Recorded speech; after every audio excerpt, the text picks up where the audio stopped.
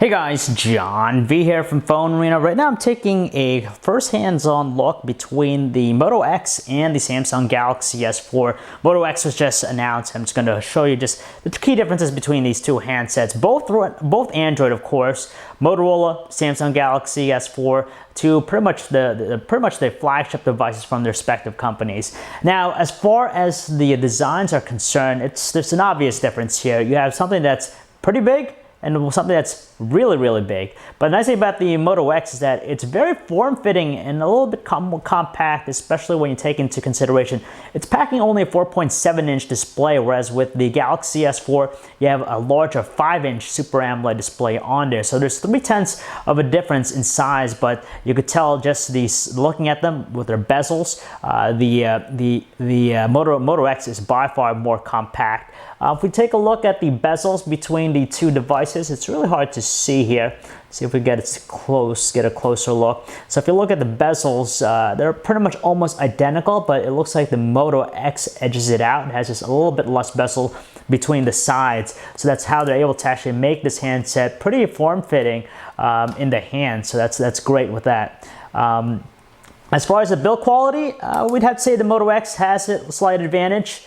It utilizes a composite material and it's a closed design, so there's not any openings around the seams. It has a nice clean finish with this particular pattern design. The Galaxy S4 is still appealing, but it's more glossy. The white does a good job of masking any debris. Same thing as the Moto X here, but you have the back cover that you remove, and we definitely like the skinny form factor of the Galaxy S4, but the taper design of the Moto X is also appealing just because it's a little bit more ergonomically correct when you hold in the hand. It just adheres to your hands as you're holding it.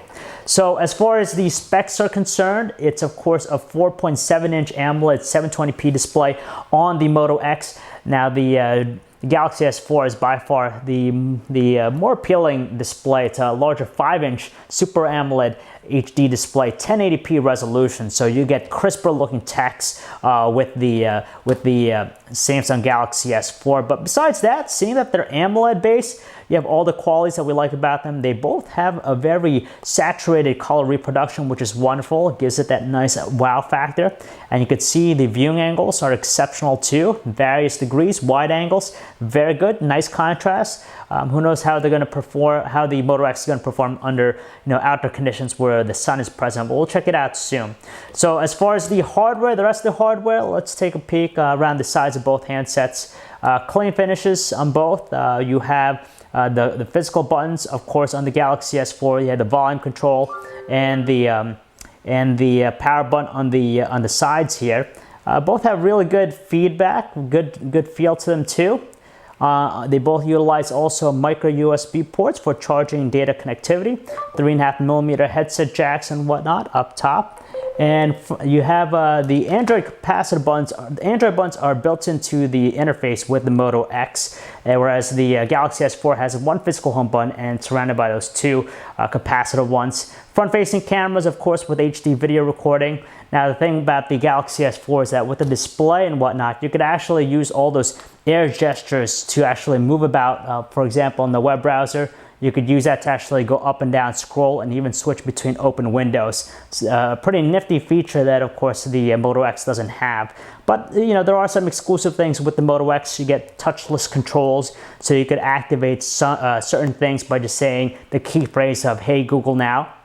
And you also have the active display going on, so even when it's turned off, you get notifications, they'll pop up. It's going to only light up a certain portion of the display, so it conserves battery power. And you have also quick access to the camera by just doing a twisting motion in the hand to actually get it to launch. So you have that going for it. The camera in the rear, it's a 10 megapixel camera in the back of the Moto X. In contrast, the Galaxy S4 has a beefier 13 megapixel one. See how they fare in quality. The other elements about them, there's a lot of personalization in terms of the design process with the Moto X. You could change the back cover, different colors, different patterns. You could have certain accents too around the camera lens and even the buttons. So there's far more personalization than what the Galaxy S4 offers. But then again, when you think about the experience, you still have some very cool ones going on with the TouchWiz one in the S4. So that's a quick first look between the Moto X guys and the Samsung Galaxy S4. If you want to learn more about either device, you can check out our website, PhoneArena.com. It's John V. Thanks for watching.